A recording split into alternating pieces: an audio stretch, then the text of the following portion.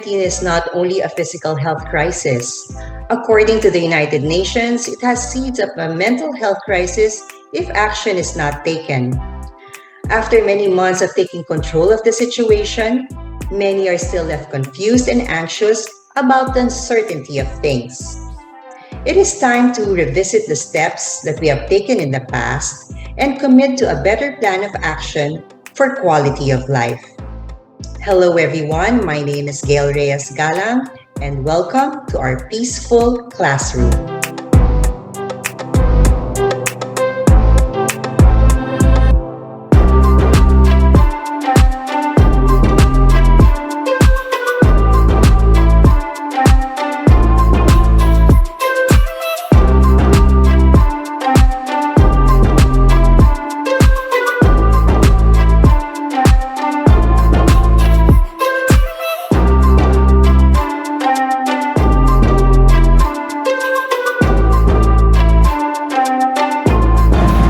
Welcome to our sacred space, our peaceful classroom.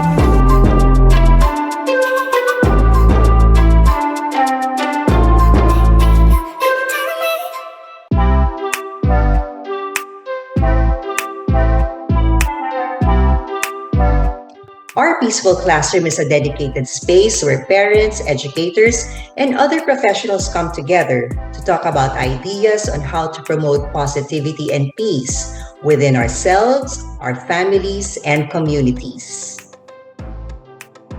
What do we do in a volatile, uncertain, complex, and ambiguous situation like COVID-19?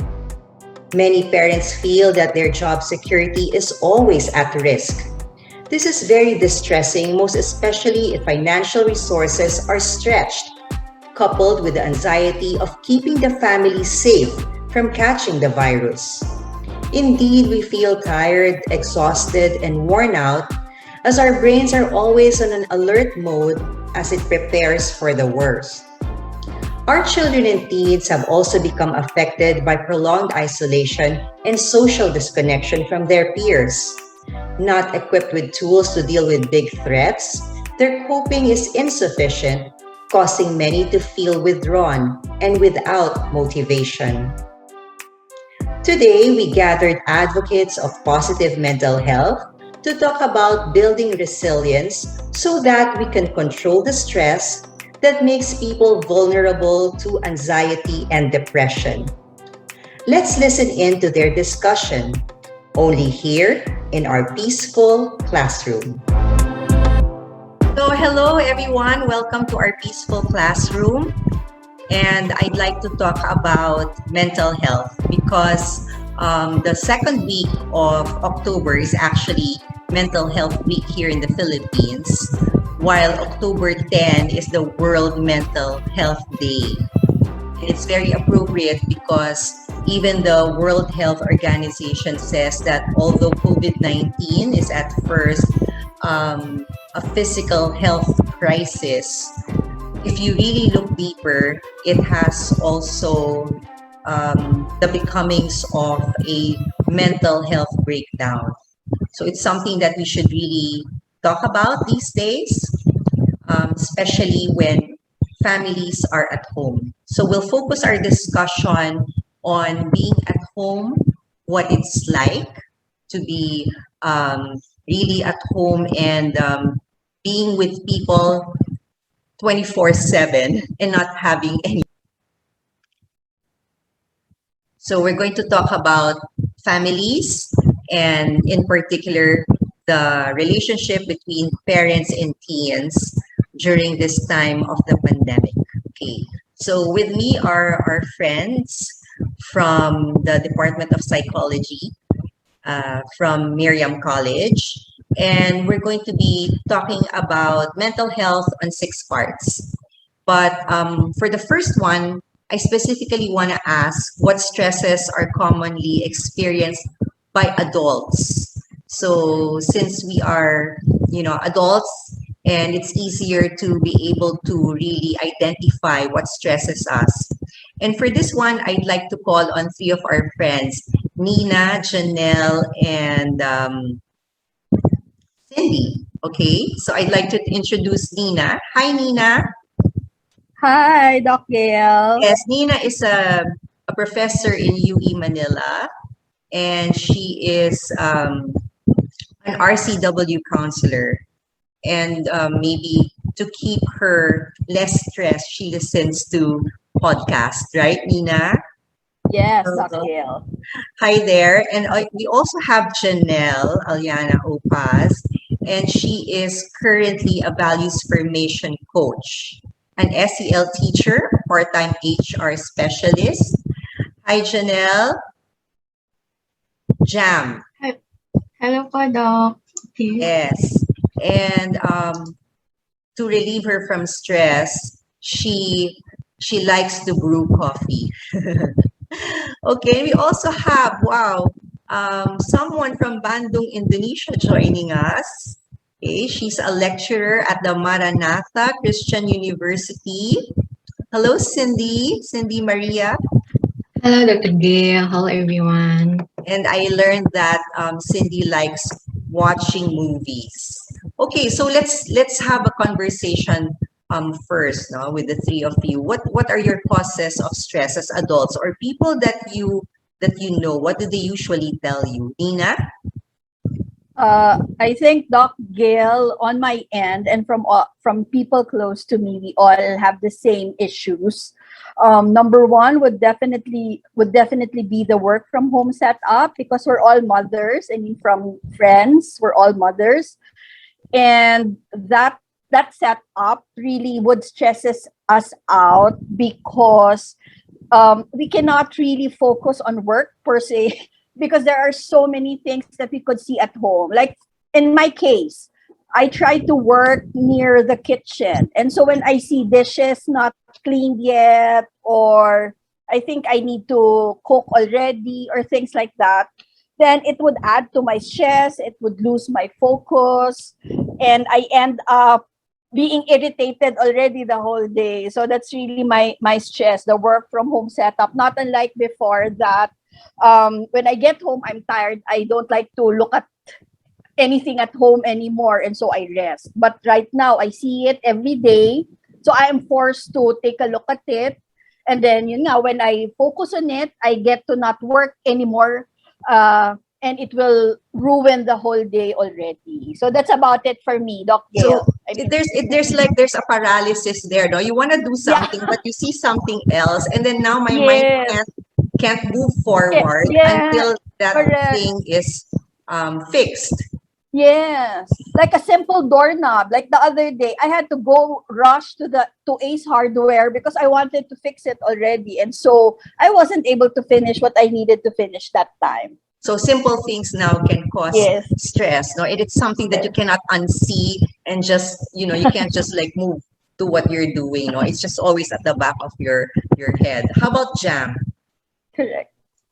Hi, Doc Gail and Miss Nina. So just like what Prof. Nina mentioned earlier, I think it's the common thing that we are currently experiencing right now.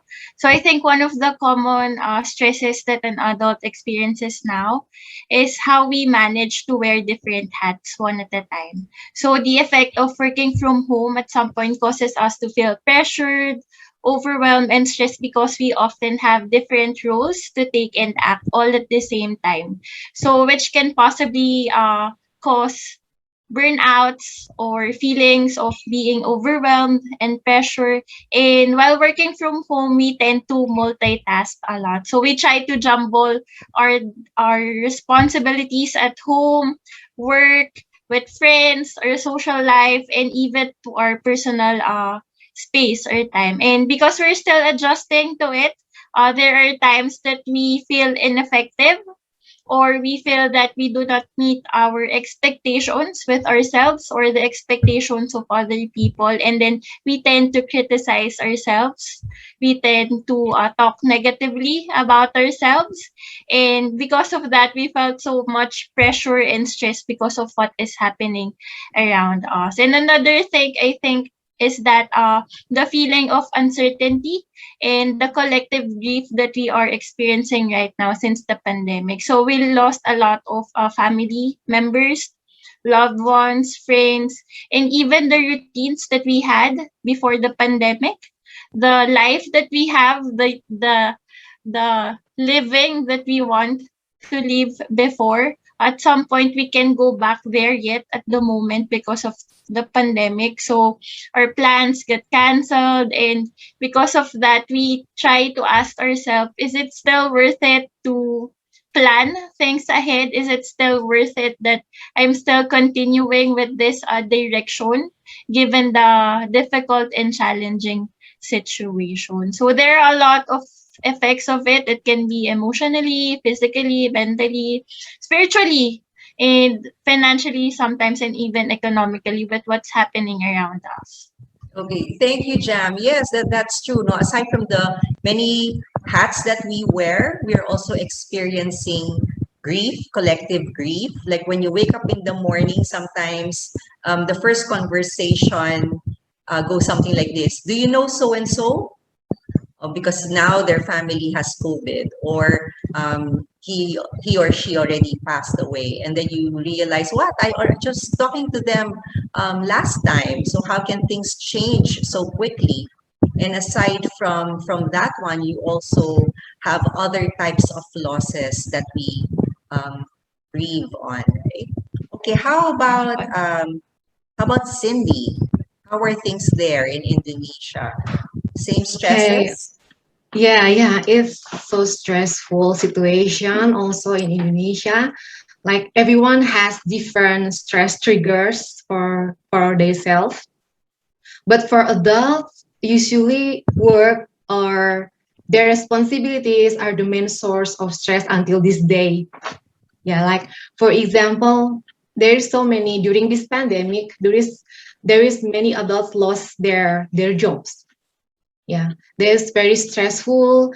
There is a lot of adults who being unhappy in their job. So every time they wake up and have to work, they're feeling depressed, maybe overload with the task, with the job, some unclear expectation from their boss. Like maybe they are also deal with something dangerous situation on their workplace, and no opportunities to get promoted after work years, or there is a high risk of termination, or maybe some people facing discrimination at work, etc.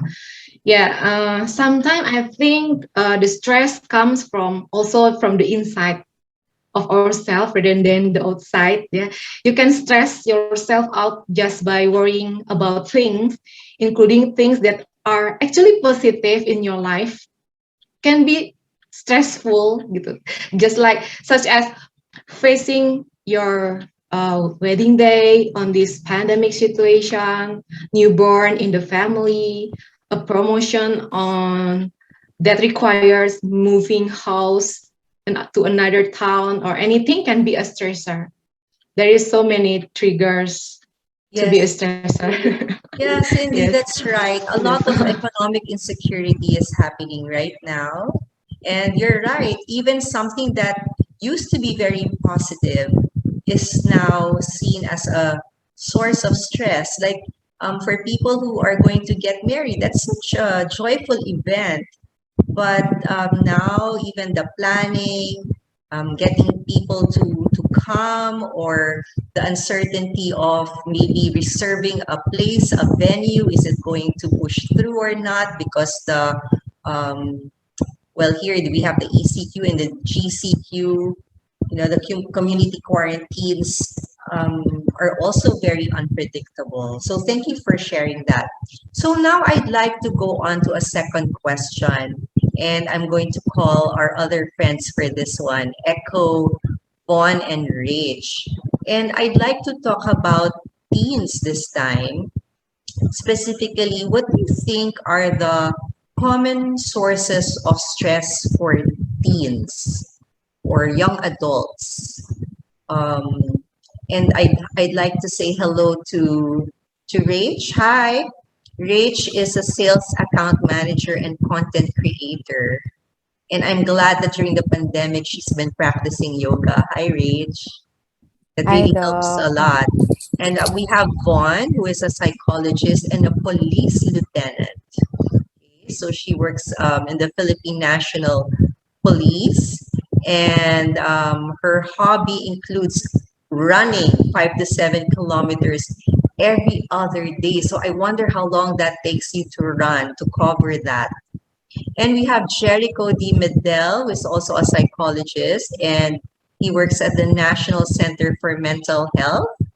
And his hobby here includes playing musical instruments. Okay, very nice. Okay, let's ask each one. Rach first, then Vaughn, then Echo. What do you think are teens experiencing at the moment? Okay, go ahead, Rach. Hi, Doc, and hi, everyone. So, for me, I think the number one that's been stressing teens right now, and actually I've talked to some, is the new normal or the new setup when it comes to learning. So, the social distancing learning has been very challenging for them. They've expressed a lot of this through social media as well, because it's been hard for them to adapt, especially it was sudden, so no one really came prepared for what's been happening right now. So they felt a lot of pressure when it comes to learning, submitting their requirements, especially not everyone like has the means of having a good setup at home, or like the internet or the gadgets itself. So it's really hard because, to be honest, this kind of setup, it comes with privilege as well. Because if you don't have like money or access to the internet or such, it would really be hard for you. And it's sad to see how a lot had to sacrifice their education because of the situation. And other than that is also with social media, we all know that this is the digital age for teenagers. So they can't help but compare themselves to their peers or other people or whoever they see or who they follow online. So it stresses them, especially they can't do anything about it. Now that you can't go out or you're just at home, so they feel like they are not achieving anything at the moment, other than like feeling the stress of their modules or the academics. And then another one is also the future.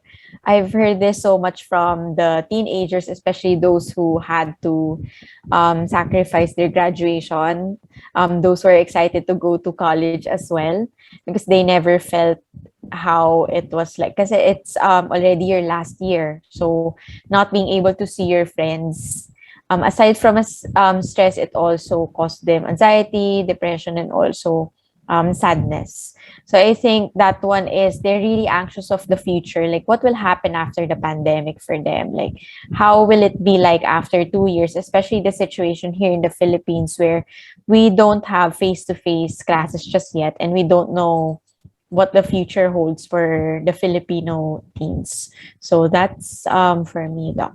Yes, it seems the uncertainty is too much for them to handle. And you're right, not everyone would come prepared with all the gadgets and the technology needed to be able to um, be successful in an online class. Especially last year, there was just really a lot of challenges and things that had to be learned and unlearned, right? And from shifting to face to an online setup. So that's both for the students, the learners, and their teachers. And also, you'd think that because they're always in their social media, you think that they'd be connected. But a lot of studies show that even if you are really connected on social media, a lot of teens also feel very isolated, especially when they see other posts that suggest people moving on, having a great time. They will compare themselves, and that will be hard on their mental health. How about Vaughn? Any observations about Hi. teens? Yes. Hi, Doc. Hi, everyone. Yeah, public health emergencies like this big really puts a toll on the mental health and the physical health of teenagers, especially here in the Philippines. They cannot really communicate well with their feelings. The responses during this crisis, it varies for a teenager. There's clinginess, there's distraction, there's irritability, there's sleep disturbances and appetite problems. And sometimes they wake up during a middle of the hours of the night. Well, there's also what Rach mentioned. There's an increased screen time. It could be a double-edged sword because it could be used for coping, because that's their mean for communicating with others. But it could also expose them to too much information, social media, which could actually increase the spread of misinformation, the increase of anxiety for uncertainties. And being a psychologist and at the same time in the police force, it really provides a huge shift in terms of an increased reports of abuse. We're now isolated in our homes, but there have been an increase reports regarding abuse. Here in the Philippines, the poverty is really, really hard. That there are no physical boundaries in terms of rooms. Teenagers who might experience neglect, abuse. There could be some reports that could cause like sexual abuse and exploitation. So it's really something that is very alarming, and it may increase a lot of anxiety to our teenagers nowadays. So it impacts a lot of confinement and fears, perceived and real fears are happening nowadays. And I think we have to be very aware of that, especially the pandemic. And here in the Philippines, we're one of the few countries that have not given go signal yet to have physical school attendance. So yeah, educational institutions have been closed. The exams are more difficult given the pressure of online. There's rigidity, and there's much more pressure felt nowadays during online schools and online exams. So yeah, it's very hard and challenging to parents as well, because sometimes it could mean they tend to ask themselves, am I handling my teenagers enough? It could provide emotional stress, and it could provide inadequacy because they tend to question their handling skills or parenting styles. Yeah. Thanks, Bon. That's true.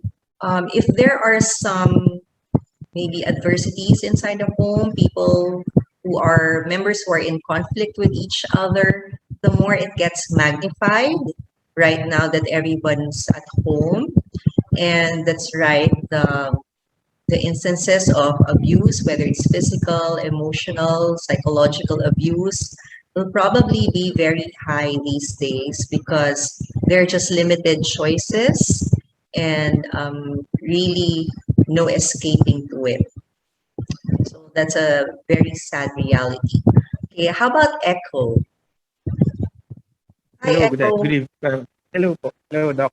And good day to everyone.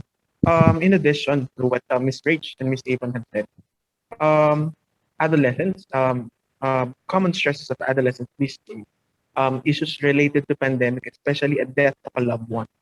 Most of the Filipino, most of their parents might be working in at risk for in getting infected, and some lost their parents along the way, along this pandemic, and they don't have the time to grieve to this situation.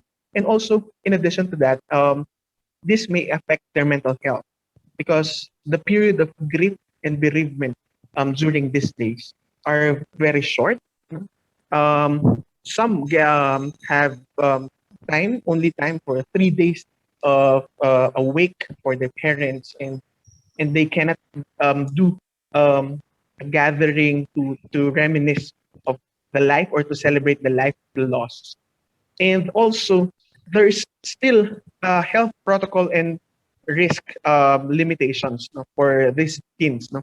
They are still waiting for the approval for their vaccination, and they wanted to go out with their houses because they are staying for a year and counting, no, year and counting, and the socialization of this um, teenagers are done virtually. So it's very hard for them, in addition to what Miss Rach and Miss Avon have said. That's it. Thank you, Doc. Okay, Echo, thank you for sharing that. Specifically, how the sometimes our children are forced to carry on roles because maybe parents are unable to do it, especially if COVID has afflicted their families, the heads of the households, forcing a temporary and sometimes permanent separation, right?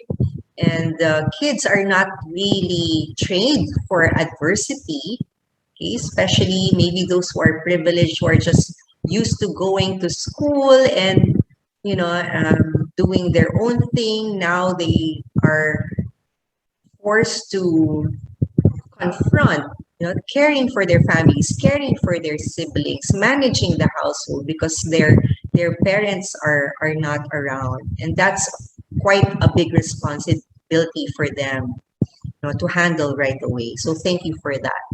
So there are many effects, no, that stress gives a certain person, but I'd like to focus on how does stress really affect people physically. And for that, I'd like to call on our other friends, Gia and Ethel. Hello, Gia and Ethel. Well, Gia is a program officer at the Philippine Mental Health Association, Inc. And her hobbies include playing mobile games. So if you are with teenagers, I think they will like you instantly because you'll be able to relate with them, right? And we also Yes, have Doc. Ethel. Ethel Kakayuran is a teaching civic welfare training service lead in De La Salle University. Is that right? In Dasmariñas. And she's a wife and a mother of two boys. And during this pandemic, she's been doing a lot of things that we've been also seeing in others, gardening and studying, maybe learning something new, reconnecting with friends, people that you don't really, that you haven't really encountered in a long time. Suddenly you're reconnecting and then immersing herself in taking care of the family now that she is working full time at home. So hi, Ethel and Chia. So any thoughts? How does stress affect us physically? Maybe we can start with Chia. So, Doc, the mind is strongly connected to the physical body, no? So, mental health could also affect our physical health. So, when you would notice that when you're stressed, it is often accompanied by a physical reaction. So, for example, I would feel my heartbeat racing, my blood rushing, and there could also be sharp pains involved. No, it's a chest, sa head, or any part of the body. And this happens to me a lot kasi especially when I'm surrounded by pressure. And these are stress responses, and these reactions may be normal because your body is reacting to a fight or flight response, diba? So it is important to take care of not just your physical health, but also our mental health because both are strongly connected. So, for example, it happens that there are times when I get multiple headaches for a week, and it's a clear explanation that there might be something that is bothering my head, and I must be thinking about a lot of things, and it's stressing me out. So, when I begin to feel a very small headache pala, I try to relax my head as much as possible before it gets worse because we all wouldn't be able to work properly with a headache. Yeah. Thank you, Gia. So before we're so used to just the normal stress, the kind of stress that makes us perform better, right? So that's the positive stress. But now there's just too much of adrenaline and the other stress hormones are all firing up, causing a lot of um, physical manifestations in our body. We get tummy aches, we get our headaches, as you mentioned, and with that rush after that you just feel that you can't move anymore. Okay. So any other thoughts on physical manifestations of stress, like maybe inability to sleep? What else? How about in terms of food, Nina? I think well, personally, when I'm stressed, I overeat. That's why I have gained, like, I don't like to weigh anymore because I even get stressed again when I see my weight on the weighing scale. It's Because I either you eat, yeah, overeat or you don't eat at all, yes. right? Because I'm always in the kitchen working, and so I eat a lot. And then in terms of sleep, I noted that people sleep less because sometimes there's a tendency to work until 11, 12. That's the time they turn off their work gadgets. Something that we didn't used to do before. Friday, that's really Friday off. You don't even turn on your mobile, your laptops to check on work. But now you're constantly checking. Your mind is constantly acting and moving and thinking. Okay, so that's really really difficult. So sleep and nutrition probably, and people don't drink that much water when they're stressed, so they're not hydrated. They get dehydrated, and maybe that's why the headaches. Okay, Ethel, would you like to add anything? Any physical manifestation on your part? Yeah, yes, Doc. Possible effects, of course, are headaches, upset stomach, insomnia, having a hard time sleeping also. And some people also experience tensed muscles or do stress eating. Or in contrast, loss of appetite. Sometimes they even put aside their physical hygiene because they lack the interest of taking care of themselves and to continue what they need to accomplish. And if we are stressed for a very long time, this can lead to more serious health problems like hypertension, heart problems, irregularities in sugar levels, and even brain cells die. And of course, there's a decline also in our immune system. Okay. So that's true. Really, that's a good summary of what we were discussing. But it really takes a toll on our health. And the more we get prone to catching a virus when we are really not healthy. Huh? Okay. So maybe we can pause there. And when we come back, we're going to talk about how stress affects our cognitive, emotional, and psychological health. Okay, now that we've talked about stress and how it affects our physical bodies, our mental and physiological, psychological health, let's talk about self-care tips. So I'd like to ask Rach, what have you done last year that worked well for you in terms of trying to promote positive mental health? Rach? Hi, Doc.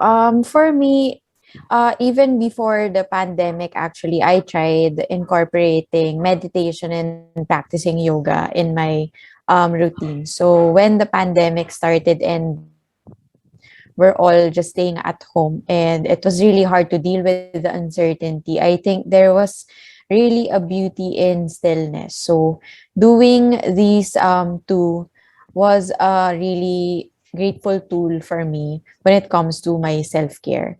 And aside from that, I think it's because I was able to turn my energy inward since there were a lot of noise during the pandemic. And I mean, until now.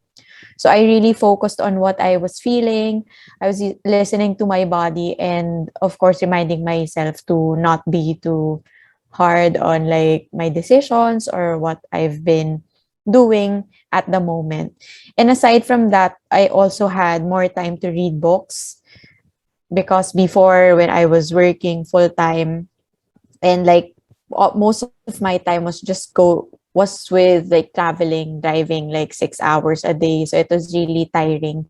And now that we are staying at home, I was able to do like other hobbies and like my interests, and with that also learning new things such as having more time to cook. I think everyone was like a chef and baker during the quarantine. And aside from that, was also watching Netflix, my favorite K dramas, and also I'm a huge fan of BTS, so it was more of fangirling and talking to my friends or my mutuals online. And aside from that, also is with taking up our master's in psychology, it was an opportunity for me to learn, enhance my knowledge and skills, and also gain new friends and colleagues. So what I enjoyed self-care, like every Friday or monthly, I meet with some of my grad students, like friends, grad student friends. So it was really fun for me. I think it was self-care like at the end of the week or something to look forward to in a month because of course you don't get to see your friends that often anymore during the pandemic. So being able to have someone to check in with or kamustahan is a self-care for me. And lastly, I know like a lot were pressured to achieve during the pandemic or have something to like do. So I think it's very important that rest is also a self-care. Out of everything that we've been doing, should also have, or I mean, take time to rest and not force things, or not like pressure ourselves to accomplish something. So those are my self-care tips. Yeah. Doc. Thank you, Thank Rach, you. Ron, and Echo. I think you hit all the pillars of wellness, and essentially, what we want really is to achieve balance. So, let's say for your physical well-being, some of you went into running, and for your intellectual well-being, learning a new skill, was very helpful identifying your feelings to get in touch with your emotions, and the journey inward, as you mentioned, is a new kind or is a deeper kind of spiritual connection, no, that you wanted to achieve to gain some balance. So now that we are about to end, maybe let's talk about some mindful techniques. Gia and Ethel, can you share some mindful techniques that we could all bring with us and carry with us in our backpacks? For me, Doc, sometimes I use the five senses mindfulness exercise. I look for YouTube videos, especially when I feel like I'm going to have an anxiety attack or when I'm starting to overthink. No, I using the senses. What are the five things that you can see? What are the four things you can touch? Three things you can hear, two things you can smell, and one thing you can taste. It helps me ground myself to reality that I can tell myself that, hey, you're okay, you're fine, what you're thinking is not real. This is reality. You can try it as well. You can do it anytime. No? Think of your five senses and you can while doing this you can also practice your breathing as well. So activate all your five senses and be present at the moment. So that's the essence of mindfulness, being present at the moment. The moment, not really thinking very, very far ahead of the future. Okay, but what you have is this moment, and maybe a few hours after this moment is what you just focus on. Okay, how about Ethel? Well, Doc, for me, as simple as just to sit and quiet down my thoughts. And then I posted my goals and my prayer in the wall. So when things get difficult, I stare at it and so that I could go back to the essence of why am I doing what I am doing at the moment. And then it's also helpful to reconnect with nature. That's why I love waking up early and just listening to the birds or the breeze of the air, feeling it in the early morning. And I learned this. You like what Gia said, you could make use of your five senses. So one example is using the sense of taste. You just choose a hard candy that you really like, and then you place it in your mouth, and then you close your eyes and explore the taste, the texture, the feel, the flavor. as if you've never eaten that candy before. And then you just let thoughts flow, like what Doc Gail said. No? You just let your thoughts flow, past, future, and then refocus on the present moment, the activity that you need to accomplish, and then do that until the candy is dissolved in your mouth. And then you try to you would notice you gain back your focus, and then it lessens the stress that you might be feeling at the moment. Yes.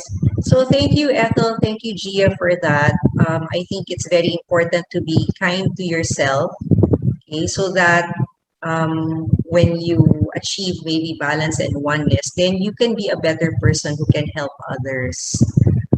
That's always a good way to start, and to be kind to yourself, to practice loving kindness. Um, and some people do this through yoga, through meditation, through breath work. I really appreciate now the breath, because COVID-19 is such a, diba?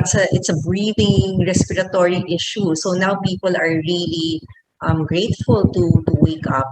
And I like waking up with the mantra of, for example, um, positive affirmations to the self. So when I wake up, I don't really jump out of bed right away, because usually I feel scared or frightened or anxious when I wake up. So I calm myself when I wake up, and I say, may I be may I be happy, may I be safe, may I be healthy, may I be at ease. And after doing that in between breaths, I extend it to people I love. So may you be happy, may you be safe, may you be healthy, may you be at peace. Or uh, you, breathing, of course, physically doing the alternate breaths, like using your thumb and your peace finger. You just inhale from one nostril, then cover, and then exhale. Then inhale again, then cover, then exhale. And when you do that, you realize that a lot of air gets in your body, and you need that oxygen so that your organs will function. Or just you're simply drinking water so that your cells will hydrate, or moving around so that your blood will flow to your different organs. You're being really mindful that whatever you do affects your whole body, and extending kindness to others, being a little bit slow on judgment these days, because you don't really know what other people are going through.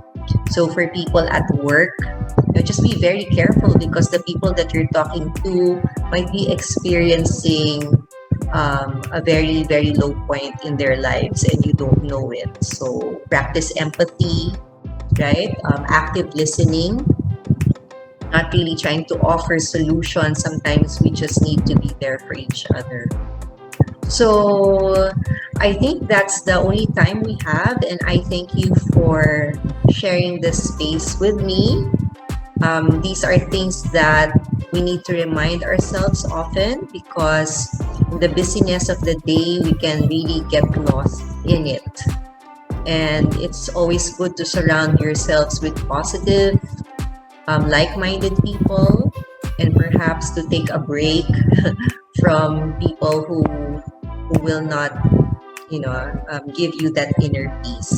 So thank God for being able to turn off notifications, or for sometimes having that power to mute others whom you're not ready to connect with, right? So for your peace of mind, it's not really selfishness or anything, but it's for peace of mind.